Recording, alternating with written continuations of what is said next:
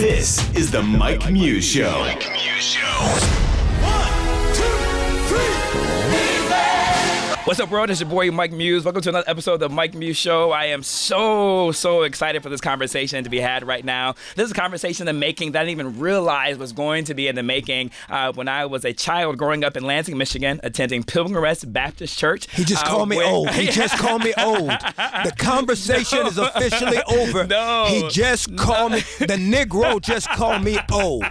No, man, you're young in spirit. You look all the 25 years old. And Kirk, the song that we just heard right now, He's Able, was my favorite song to sing when I was in the Voice of Deliverance. I sang first tenor. Voices of Deliverance. Yes. That's a good gospel. Oh, my God. It was the Voice of Deliverance, man. And I sang a solo when I should not have been singing solos. Really? But I think that's the beauty of the church. They're welcoming. They're inclusive. And they're accepting. And you can find out if you got the chops are not there. Yeah, at all. Yeah. And I realized I did not. And when I realized it was my pastor, Pastor Jennings, who now is a pastor somewhere else, I'm really singing a solo, and he comes up to me, right? Like in the middle of me singing, and he says, "Can you hear yourself in the monitors?" No, he didn't. Yes, he did. And that was the last time I ever did a solo. He said that. He absolutely said God that. bless him. God bless him. Because, he probably did that for other people, too. He did. And he released me. You know what I mean? And he probably should have been doing that to me when I was trying to sing. No, but I don't think that at all, man, because you've been amazing. You're the soundtrack of my religious experience. Wow. You were the soundtrack of my spirituality. The Voice of Deliverance is a very special place for me. We had some dope choir directors, Yolanda McMillan, Jacques Perry's. We had a great musician family within the Rogers family. We had a fantastic musician within the Atkins family. And so it really shaped who I am and who I am today. And your music has gotten me through almost every difficult circumstance in my life, also 2 celebrations in my life. And so when I was pivoting from leaving the state of Michigan to move to Florida, the soundtrack was you. Moving back from Florida to Michigan. You've got too much water in your eyes. Do not do it. No. Do not do it, because I'll do it with you, bro. Yeah. Don't do it. Hold it. Yeah. Come on, man. Don't do it. And the funniest story, man, in college, man, I was in that kid who was always in church every weekend, every Sunday. And in college, you pretty much just stop. Right, and you're finding yourself, you're partying, you're having a good time. I'll never forget, Sharina Hunter and I finally decided to go to church because we were afraid we were going to fail all of our midterms. And we had never been to church at all up to that point. And I called her, I was like, "Yo, is you ready?" And so she was like, "Yeah." And we both realized that we were blasting you in the background the entire time we got ready for church because we were heathens. And we needed some cleansing before. You need God to give you a little hookup on that test. To cleanse the soul, brother. I get it. So thank you, man, for the gift of music and the gift of ministry that you have. When did you recognize that you had that ministry? I don't think I ever did, and I still don't know if I do now. I think that whatever the Lord has been kind enough to allow me to do has been just out of my desperate need to try to find a voice. Yeah. But not because I ever thought or have ever come to the conclusion of thinking that I'm dope. Yeah. Like, it's never been this thing, because the way that I was raised, dreaming was a luxury I couldn't afford. Like, I didn't really have dreams. I didn't really think I was going to do anything. So when I hear incredible stories like yours, and I really do mean this, that it is very humbling, because I know where I was while y'all were listening to those songs, like I was not sitting on the beach drinking Mai Tais, like, thinking I'm gonna be on, serious, up and down at the beach, you know what, God, let me drop another one for Mike. You know what I'm saying? That wasn't happening. It was just me trying to figure out what I'm doing. Yeah, but I think the beauty of you, though, Kirk, was that there was a moment where church was very traditional, right? Yeah. And it still is traditional to this day, but you're saying more progressive church, more spiritual-based church, more spiritual leanings that are more progressive and liberal at the time. But when the time of gospel songs were very traditional, right? Very hymnal. And then when you came, you kind of broke the mold of that, and you really began to infuse what I would call the pop culture aspect of it. Was that with intentionality that you did that? Was that to serve a purpose and a point?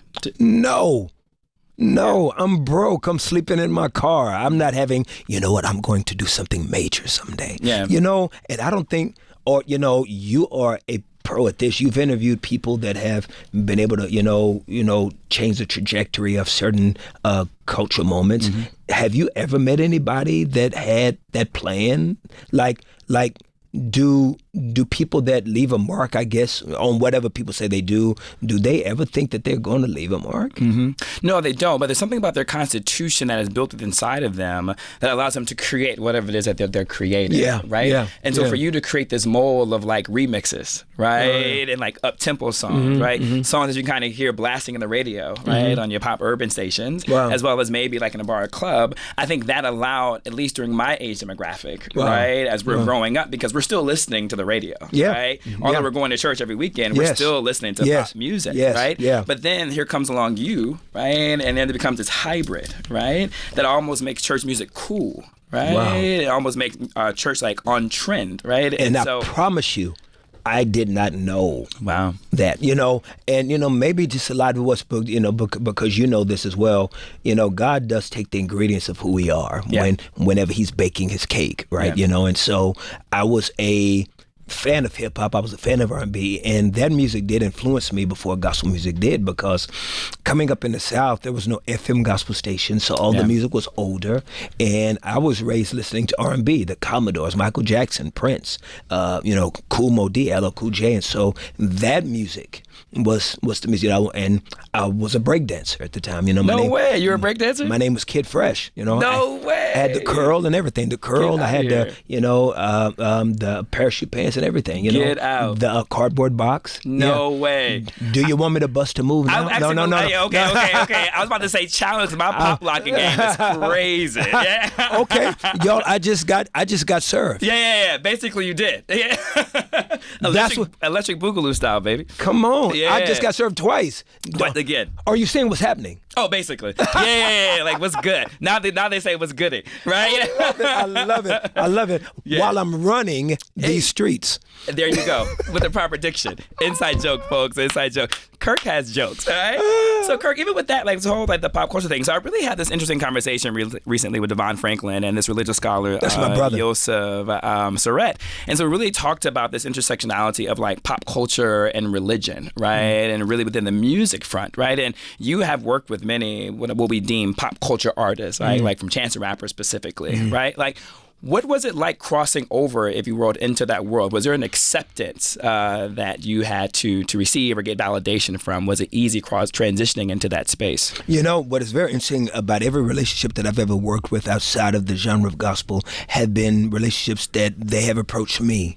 And I think that you know this so well is that in the African American experience, there is more of an intersection with curators of content and their faith walk at some point, a grandmama, a great grandmama, and just the beacon of light of what the Black church has been, not always positive, but still a beacon. There's never going to be a perfect human being, so there's never going to be a perfect building that is able to bring about this perfect construct of what it is and who we are. We are fragile and beautifully made at the same time, right? And so we're all stumbling into our greatness. And so these are men who have been raised in these experiences. Like, I remember, Puffy coming to my concerts in New York. He's in the audience and then coming backstage and going, and cussing and going, MF, I didn't know somebody could rock the stage like me, and he's been both, I mean, he's coming to my concerts, and I remember, doing concerts at Six Flags in LA, and Jimmy Iovine and Dr. Dre sitting right there, and so, these were just flexed on us real quick. You just flex real quick. It's easy. That's light work for you. I didn't mean to do that. Yeah, it's light work. It's light work. But I've also been in the room with Leroy Jenkins from Memphis, Tennessee. They work at the barbecue shack. Yeah. I love him. Jesus love everybody, right? No, on your greatness, Kirk. Don't dim your light, baby. Don't dim your light in the Mike Muse show, man. We love it here. Yeah. I don't even know how to respond to that. That was so good. How you call me out? Yeah. But it's just, these are people that were already intuitively engrafted into just the church gospel community. And the truth is, you and I know there is no music that you can talk about Black music and not include the sound of the Black church in gospel music. That's very true. You can't. And so Chance understood that. Kanye understands that. These people understand that. Even working with Bono, they did I just do it You again? just know the stunt. Kirk, I'm racking my brains to figure out how I can insert like a stunt moment here, right? But like you're going so hard on me, brother. I literally cannot do anything right now. So I'm going to play my position and just ask questions. Oh my gosh. So Bono, as you work better with Bono. He's better than what I was prepared for in this Yeah. interview. This Mike guy. Yeah. So back to you and Bono, in coffee in Dublin. Wow. Sorry. keep And going. it literally did happen. I know. It literally happened. Kirk, I know you, brother. I'm telling you, I've known you before you knew me, brother. Huh? Come on now. I knew you when I knew you when you were performing at Michigan State University in You remember Lansing, that? Michigan. Actually, You went to that remember that? concert. My mom took me. Yeah. And I think Magic Johnson's mom did the show. Shout out Mrs. Irvin. Mrs. Johnson, how you doing today?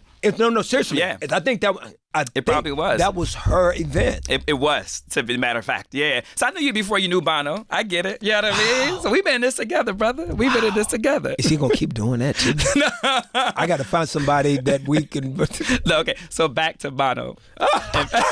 I'm not letting up, brother. That is so funny. I'm not letting up. I think that gospel music, like, for example, we see how Aretha Franklin did her concert at that church now that's coming out, and the Rolling Stones are in the pool or are sitting in the pews. Yep, absolutely. Because everybody understands that there is a fire and passion to this music. It goes back to the whole notion of the black church and the black church experience. There is a performative nature in it. Yeah. And I don't say that in a negative sense, but I say that in a very positive, performative aspect of it, from the way the preachers speak, right? Buddy. And the arc of the sermons, right? From the basic beginning to the story arc to the climax. Till and he the died, third day didn't he he die? rose. Come on.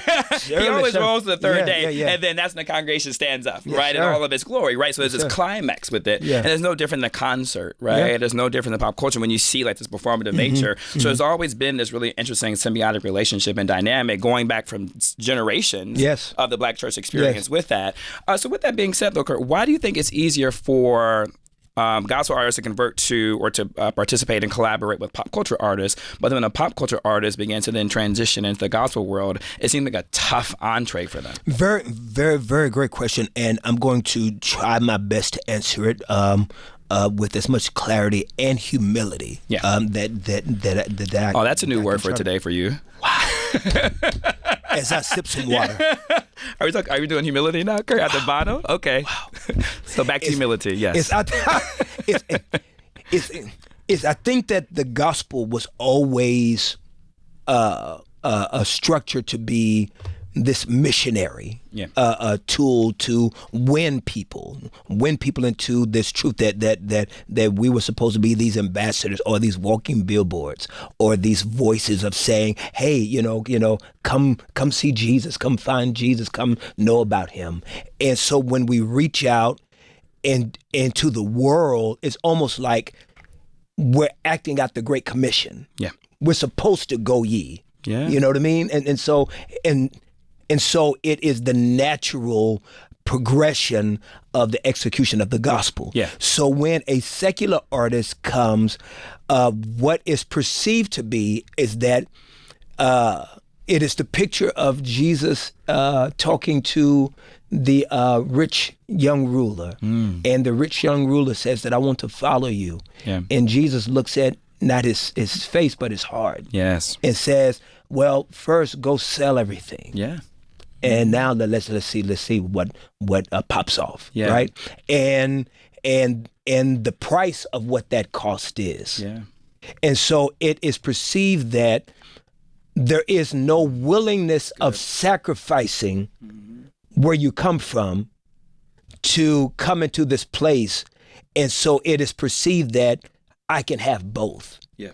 And the whole premise of the narrative of Christianity is, what are you laying down to gain something greater? Yeah. And so if you are coming and you're not saying, I'm laying this down for the sake of this, realistically, low-hanging fruit, this is why I told Ebro, and I just did it again, talking about Kanye, and I just did it again right there. Yeah, is Sunday service. As I said, the reason why we should let him do that is because if that is his healing, if that is his medicine, let that man take his medicine. Yeah. if that's going to be his process to healing. And so that's why I'm down for that. Where a lot of times we see sometimes secular artists not lay down their riches or their big platforms. It's like, I'm going to come over and get some of this too. Yeah. You're saying some really great nuggets in there. The price. And I've never thought of that. And, and I appreciate you because that question, which was a dope question, made me have to think. Mm-hmm. And so that's kind of what the Lord just kind of threw out there, because that is a very interesting observation. Yeah. As I begin to say it, it's like, yeah. It is. Yeah. And your explanation of it was absolutely beautifully said and laid. And again, the nuggets of it, the price, the cost, right? Yes. Wanted to have both, yes. right? And the greater good, the lower hanging fruits, right? And so that all goes into just like identity, right? Yes. And how we see ourselves as humans. That's true. The value and the judgment that is placed on it, and particularly within the religious realm, not just within the Black church experience, but this religion altogether. And there's no excuse for that. Yeah, absolutely. That right there is because Jesus did not say to him, no, you can't come. Yeah. He said, if you want to come, here's what it's going to cost. This was going to cost you. You see what I'm saying? Yeah. So he did not say, no, you're not good enough. And so when we present coming through the door that you're not good enough, that you can't until you get good enough, that's problematic. So you're not good enough. Let's just go there. And we're going to talk about this new album, Long Live Love. Long Live Love. We're going to talk about all your tours that you have coming up. We're going to talk about all the hosting you're about to do for all the television shows that you have coming up. But I really want to say, come as you are kind of dynamic. And I don't want to get into your specific opinion about politics or politicians. But what do you think in terms of identity and the evangelical aspect of religion and how they're inserting self into politics? Is there a place for that? Should there be a place for that, or should that be separate? Yes. Thank you for asking me that question, and I'm going to try very hard not to cry as I try to answer, because my heart is so extremely broken and heavy when I see my brothers and sisters across the aisle that profess the same faith that I profess. And if you hear the cries of your brothers and sisters on the other side of the aisle saying, this hurts me, this dehumanizes me, these statements are breaking the fragility of a group of people that already come to the table with PTSD and a marginalized approach to themselves. And when you say that you're doing it over there in Jesus' name, that you have no idea the damage and the heartbreak that you are presenting to people that don't even believe, because there is an audience that does not even believe in what we believe, that's seeing how we are reacting to the venom that is being spit in the name of being conservative and in the name of Jesus. And so they'll say, well, if that's what your Jesus looks like, that I don't want anything to do with it. Right. And if you do not hear that, how can you be a believer and hear the cries of the other believers, or even those that don't believe, or those even on the fence? That should call you to action. Yes. If I come home to Tammy after preaching in Africa to thousands, and I come home and my home is broken, my home is jacked up, my kids don't know me, my wife doesn't feel like she's been poured into, there's a disconnect in the Jesus I'm preaching, because if it's good for the thousands, it's got to be good for the foe. Yes, absolutely. Not the four, but the foe. And I think that is the issue.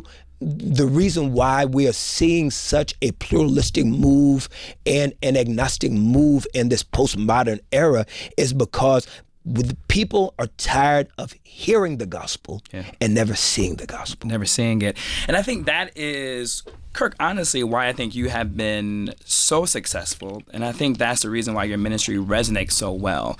My show, my platform, my work, my mission is all about this intersection of pop culture and politics. And when I say that to people are like, those are two separate entities. No, they're very much one and the same. Yes, they are. Right? Because politics and pop culture is about understanding people, right? Yes. And really understanding movements, right? Yes. And religion is pop culture. You are pop culture, right? And hearing you understand the what humans are dealing with. And I love how you use the term PTSD. You know, we don't talk about PTSD enough, not just in the Black community, because we don't look at it from a military perspective, right? But for you being of gospel and looking at PTSD and trauma, right? And then looking at the marginalized communities, right? And those who are struggling and comes from brokenness, right? And what you're doing is you're providing a solution, right? And the solution is the healing and the medicine of music, because music is medicine, right? And there's a great line in the current production on Broadway, Ain't Too Proud, where they talks about the music is my medicine, right? And from the Temptations said that. And then for you, what you're doing, you're providing a solution is no different than a politician, right?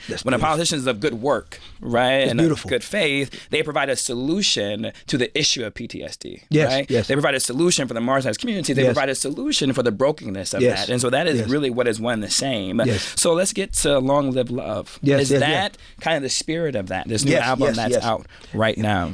I think that a lot of people, when they consider gospel music, they see the DNA of it as always being vertical.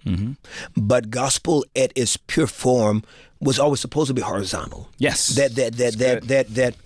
when you've seen every cultural move, there have been people of faith a lot of times at the forefront. Dr. King, or a century before him, Martin Luther with the Protestant Reformation.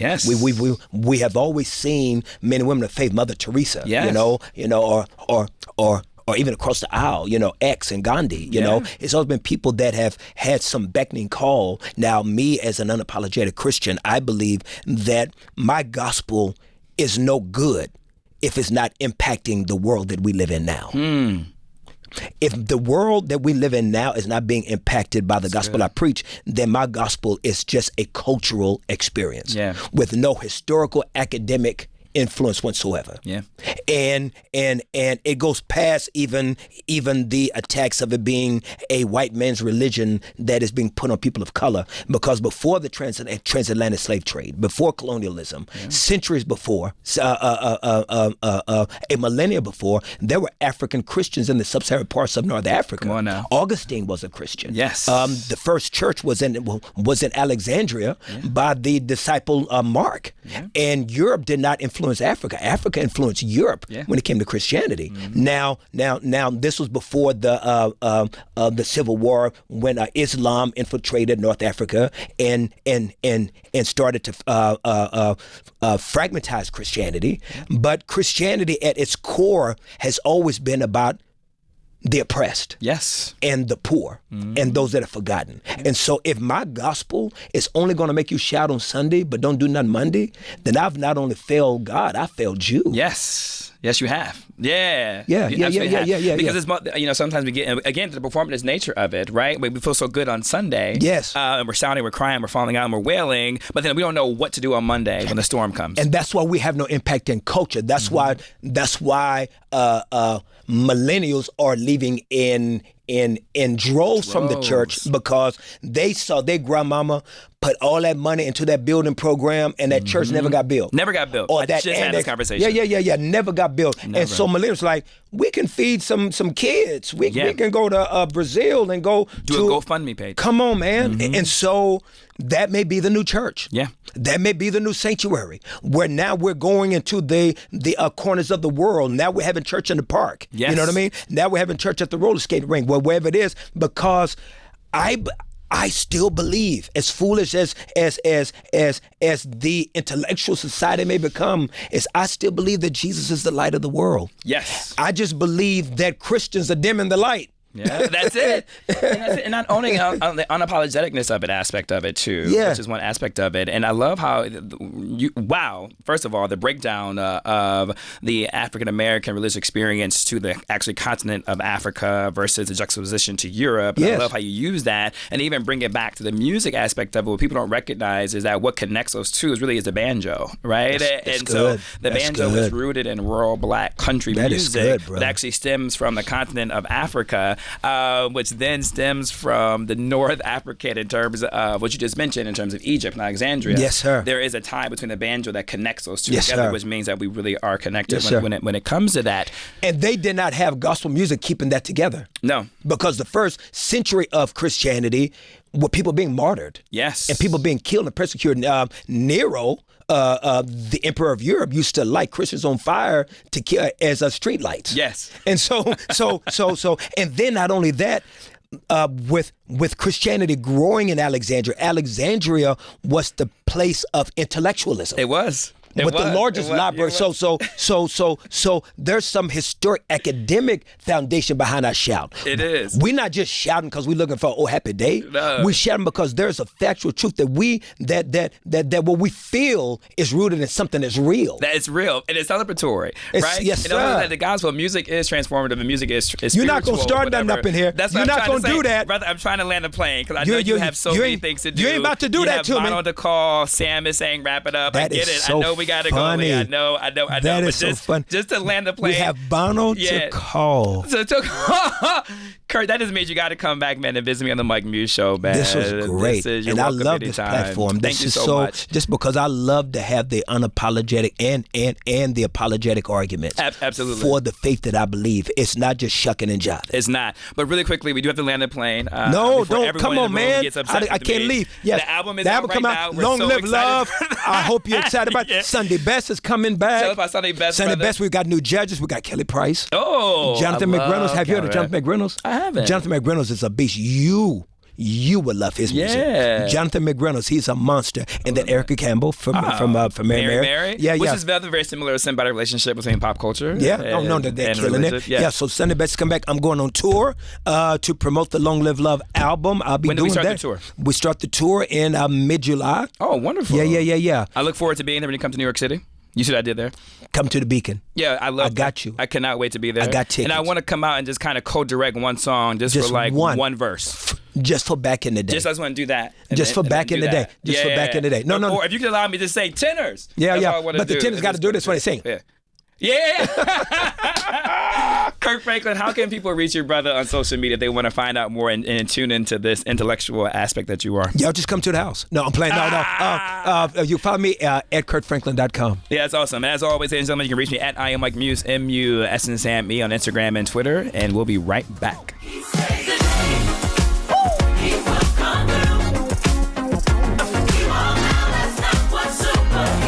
What's up, world? It's your boy, Mike Muse. Welcome back, man. That was a fantastic conversation with Kirk Franklin. Who knew it was going to be that fun, that dope, that informative? As you guys know, and you heard me talk about it, man, Kurt has been a homie that I didn't know was a homie for so long, and I'm so happy I had the opportunity to be in conversation with him. As you can see, I have another person in studio now, but I think you recognize him from the last time we had this conversation with Mr. Devon Franklin. He's basically is the new religious expert here for the Mike Muse Show. He is the smartest human being I know. He and I has really dope, fascinating conversations, and nobody knows religion and scholarship and pop culture in the way that Mr. Josef Sorett does. What's up, Josef? How are you, brother? Mike? Good. I'm doing well, Mike. Glad to be back here with you, man. Man, I'm so glad to be back in conversation with you, man. The last time you were here, man, we had a great conversation. We had a fun time, but we really did exploration on like the intersection of religion and then pop culture.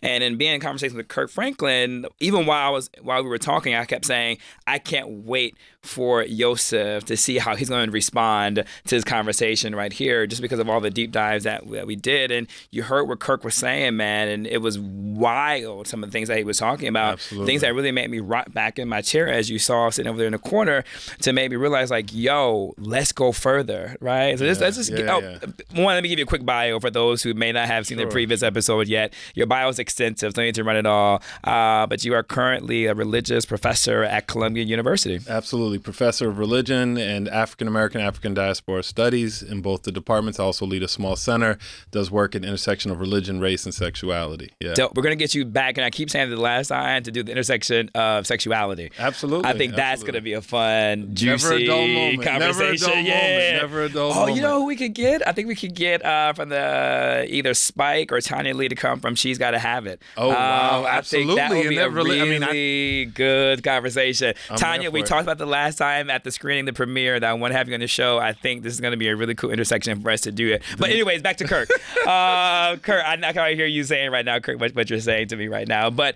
what I want to start what Kirk was talking about in terms of the religion of Christianity, in a sense of it really came came from the notion of being from the continent of Africa. Can you explore that just a little bit more? Sure. And if I could just first say, it's a thrill to be here talking to witness Kirk's interview and to be part of this conversation. I know last time you made me go personal, and hearing you go personal with Kirk reminded me of being in Tulsa, Oklahoma in the early 90s when Kirk Franklin and the family first dropped. I still have that VHS cassette of that concert of him performing in what was like a cross colors, in effect, blazer. Basically, so multicolored. That was a What You Looking For song, the big single. The whole, everything from the reason why we sing to He's Able, all of that. So it's a pleasure to have a conversation. Classics. And also to hear him doing the theological, the historical, as it relates to his own Christian faith, because you don't often hear the gospel musician performing, but also thinking about the story of their faith. And so certainly I was caught off guard to hear Kirk Franklin reference the sort of African origins of Christianity, right? And he's pushing back and thinking about the history of evangelicalism in the current moment, the way in which Christianity is often framed as the white man's religion. And we think of the reconnection in this recent moment of evangelicalism with the kind of white racial politic, a white supremacist politic vis-a-vis something like the Trump era, right? And so Kirk Franklin is pushing back to say, no, Christianity is not simply the white man's religion. And there is a history of Christianity traveling through the Middle East to North Africa. And so folks often point to, as Kirk did, Augustine of Hippo, right? This first North African bishop who was so central to actually the story of Western Christianity, but points to the larger story of Christianity traveling straight from the Middle East to Africa, not simply through the transatlantic slave trade. So part of you see Kirk rebutting that story that Christianity is a white imposition, right? In fact, there's a longer story on the continent. When I was thinking about that conversation and hearing you now just think about it, I'm wondering, have we been framing that conversation for so long, the aspect of once we became enslaved, that's when Africans assumed the religion of those who enslaved them. And listening to both of you, it makes me ask the question, did we just end up coming back to Christianity in certain capacities? Well, I think in the same way that, right, we often... the U.S. is often discussed as an American nation. The history of the United States is one of religious diversity, if you will. There's always been a multitude of traditions. In fact, there's been a whole host of stories that talk about the long Islamic presence in the United States that is pre-Malcolm X, pre-Nation of Islam, pre-Great Migration. And there's a history of Buddhism, of Hinduism, all within the context of this nation that folks will claim to speak of that evangelicalism that Kirk Franklin was talking about as a Christian nation. But the story of the United States, even if the dominant one is one of Christianity, has always been much more diverse. And the same is the case for Africa, right? Folks will think about Africa and refer to it as a pagan land, which is to say of African-derived religious traditions. We think of the Yoruba traditions, of Dahomey, all these sort of West African traditions. But on the same hand, Islam and Christianity have a long pre-colonial history there as well. And so even as folks may in the United States turn from Christianity as a white man's religion to Islam as the true religion of the black man, we get a more complicated story of both Christianity and Islam when we look to the African continent, right?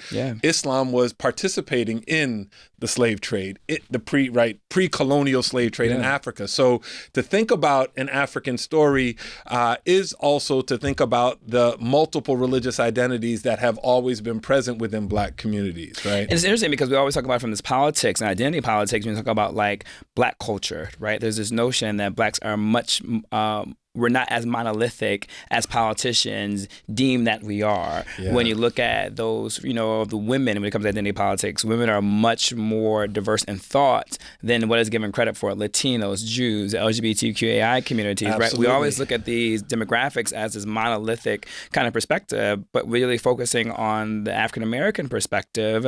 Because we're not monolithic, then one must assume that even before we became brought over here from the slave trade, that we had a multitude of religions that we were actually celebrating and engaging and worshiping in. Absolutely. And even there is a symbiotic relationship. Now we're kind of getting into more the controversial aspect of it, where there is a symbiotic relationship where one could be Christian and have identity, but still take on elements of Yoruba, right? Absolutely. And then one can still be Christian and still take on elements of Buddhism, right? Yeah. Because there's symbiotic relationships, and two, there's just universal themes. Absolutely. I mean, and this is part of the story of, right, being Black in America, that one may show up on a Sunday morning at church, but may also subscribe to other sorts of faith traditions. And I think, right, in this current moment, there's a move that folks are attributing to millennials to say folks are leaving behind Christian churches and adopting African-derived religious traditions. It's a sort of either or phenomena. Mm-hmm. But along the way,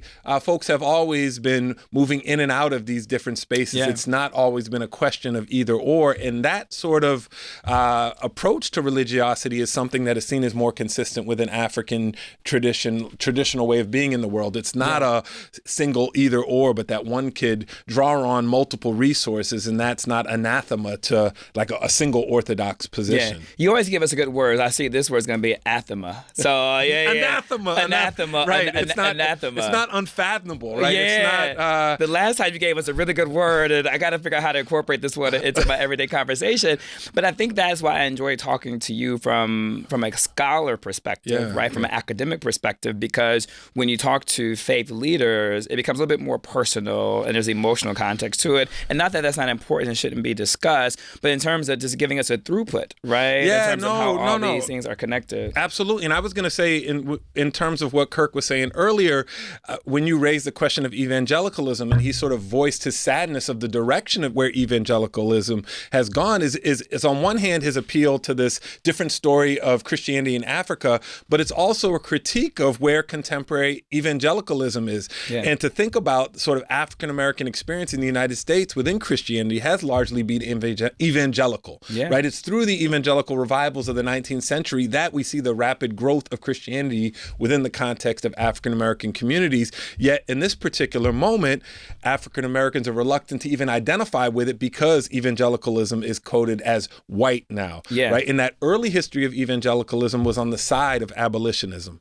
was on the side of women's rights. And so those politics there, it was that equalizing push within 19th century evangelicalism that is part of why Black folks gravitated to it in such large number. But when we move up to the second half of the 20th century, right, it's a new kind of evangelicalism that responds to Brown versus Board of Education, which is to desegregate schools, and founds these Christian schools, which are segregation academies, which are white-only schools in the face of public schools being desegregated. These white evangelicals don't want their kids in school with Black and brown young people. And we can see that as charting a new history in which evangelicalism is siding with white supremacy. That is a long history that gives us the rise, another point that Kirk Franklin mentions, of sort of conservative politics being aligned with evangelicalism, gives us the rise of the religious right. And so it's a protest of Roe v. Wade. It becomes a protest of marriage equality. But it wasn't always that simple, that understanding evangelicalism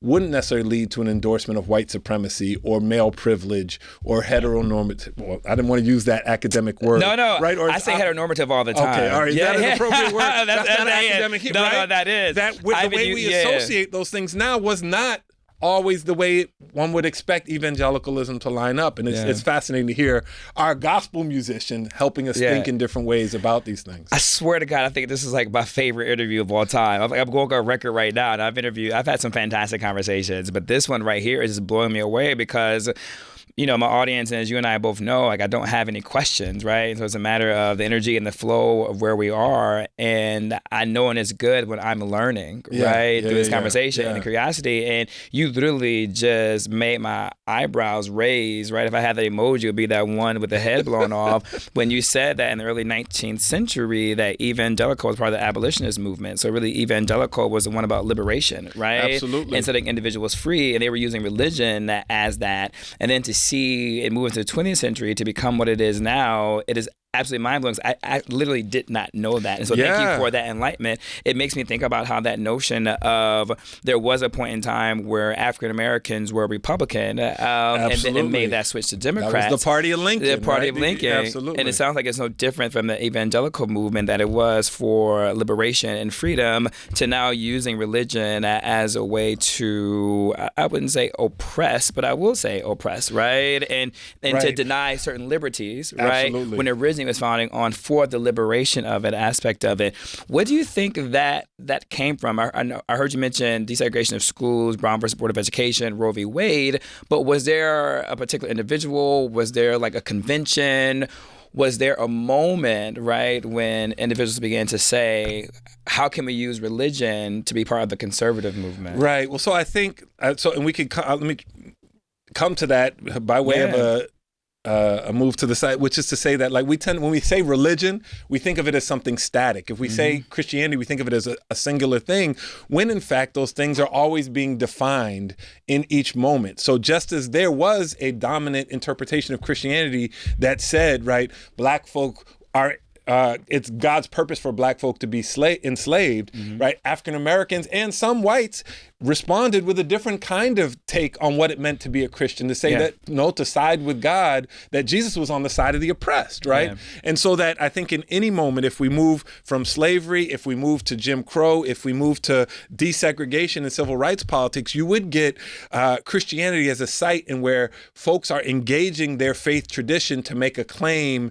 that doesn't necessarily lead in the same place. So certainly within the context of Brown v. Board, African Americans saw this as part of a longer freedom struggle as securing a divine right? Yeah. As far back as Frederick Douglass, he was drawing a distinction between slaveholding Christianity and true Christianity. Yes. Right? Folks like Mary separating. Absolutely. Right, that true faith to be found within the scripture was not just a literal interpretation, but was an example, many would quote from the Gospel of Matthew, that true faith is seen in God siding with the least of these. Yes. And we live out that faith by siding with the most oppressed, right? Rather than judging or standing or condemning or excluding, right? That's really interesting, because even when you think about it from the Supreme Court, right, you always have this, are you a Supreme Court justice who follows the letter of the law, or are you more interpreting what the founding fathers were meant to say? And that's something I always wonder about religion too as well, but I never had that verbiage the way that you did in terms of true faith versus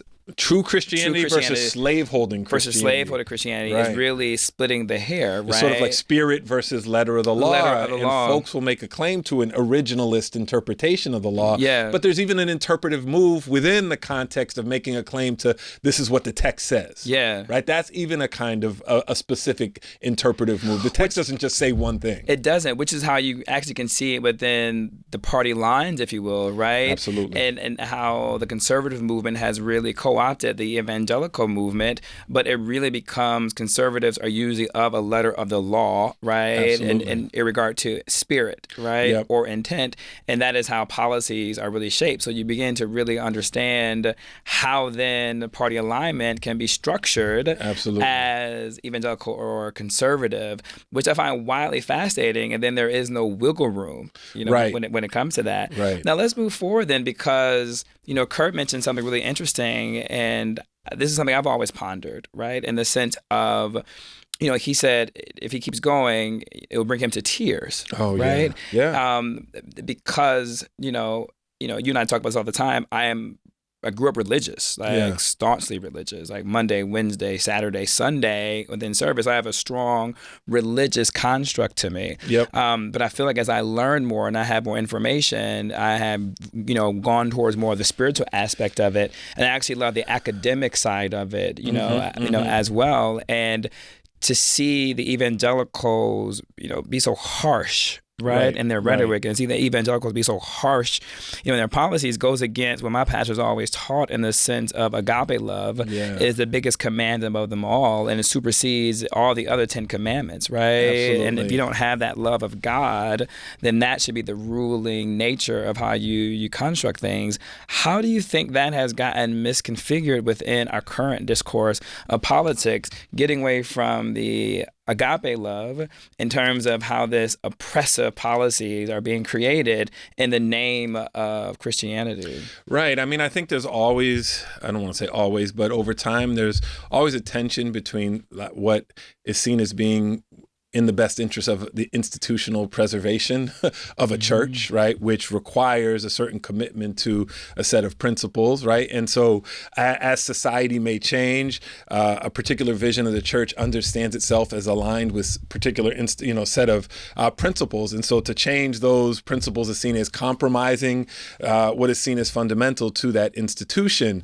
And so even as there may be a claim for a broader sense of love to adapt to time, some want to hold to a more conservative sense of what the institution should be, right? And so that may mean judging these new forms or judging the possibilities that emerge after segregation ends or after the sexual revolution ends or after the women's revolution ends, right? That those place fundamental claims on how an institution has to imagine what it's doing, right? And so an institution has to make a choice either to sort of evolve and understand itself in relationship to these social changes, right? And appeal to that spirit under which it was first founded, or it becomes more set in stone and aligned with those principles that would seem to preserve the institution itself, but would run contrary to what we may think of as love. It ends up drawing a line, right? It does. You think about this in debates over immigration, which is another thing I think Brother Kirk was pointing to, right? The idea of the United States is a place that is founded on welcoming, right, those who have been driven from their lands, right? And now it's sort of folks are trying to draw lines as to, right, draw those lines anew, hard and fast, and cut out the immigrants, when in fact, immigrants are in very prominent positions of leadership. And not only that, I mean, I'm just thinking about that narrative of, in this customs of church and the traditions of it, at the end is always that altar call, at the end of a service, right, where you say the doors of the church are open, right? And it's this metaphorical moment where we're inviting you in to be a member of the church body, come as you are, kind of mentality. And then you look at immigration, if you take up on that spirit of the altar call of come as you are, right, and the doors of the church are open, our borders are open to you too as well, because of the Constitution allows for that, because America is a construct of immigrants, right? Meant to embrace the stranger. Meant to embrace it. So metaphorically, how America was founded was literally through the lens of religion in terms of come as you are. No, absolutely. From the founding myth of being a city on a hill, right? That a light to the world, and part of that light is welcoming the stranger. Which is Ronald Reagan when he talked about that. Absolutely. The hill. So I want to ask you a question too regarding, I love where we're going with this, and you may not have the answer to it, so I'm just going to throw it out there. But as you were talking, I was just thinking about through the lens, and you do a deep dive in this all the time in terms of why religion was actually founded, to begin with, right? And certain aspects of Christianity, kind of dealing with the paganism, right? And how you had to use a hybrid of the Christian narratives in the books of Matthew, Mark, Luke, and John, and converge some of the things to the paganness in order for those of the pagan traditions to convert to Christianity. Looking at the holidays, Christmas, the Christmas tree, Easter, the Easter bunny, right? As a way of almost controlling society, right? Which is some parts in religion and Christianity is to control society. Do you think that the evangelical, or maybe our founding fathers, as time has gone on, we think about "In God We Trust" is on the bill, right? When we do the Pledge of Allegiance, God is omnipresent, in almost every aspect, of our political spectrum. Do you think it was meant to be a controlling nature of structure within the United States? That's right. So folks will make the argument that religion is an instrument of social control, or it's a meant of keeping the masses contained within a particular system. I mean, I think not exclusively religion, but any set of ideas can be aligned with a set of institutions, whether those that are serving a dominant class or whether those that are serving the more oppressed class as a source of liberation. I think whether religion goes in those two different directions, I think together reflects the degree that my earlier point around religion is never something a singular static entity, and that it always takes on nor is it ever a pure form, right, outside of the social circumstances in which religion takes on life. Religion takes on a particular form within the context of the Greco-Roman world. It takes on a particular kind of form within the context of the contemporary United States. And so I think what human beings do do is make sense of the convergence of these in the context of Christianity, these sacred texts, and what they can mean for a particular historical moment. And what humans do with those texts in a particular moment often tells us more about who those human beings are, what they understand to be their own particular interests in that moment in time and space, than it does necessarily about the actual meaning of a text itself or ultimately what religion is or is not. Yeah. So I'm gonna ask you a question. The same thing I asked, to Kirk.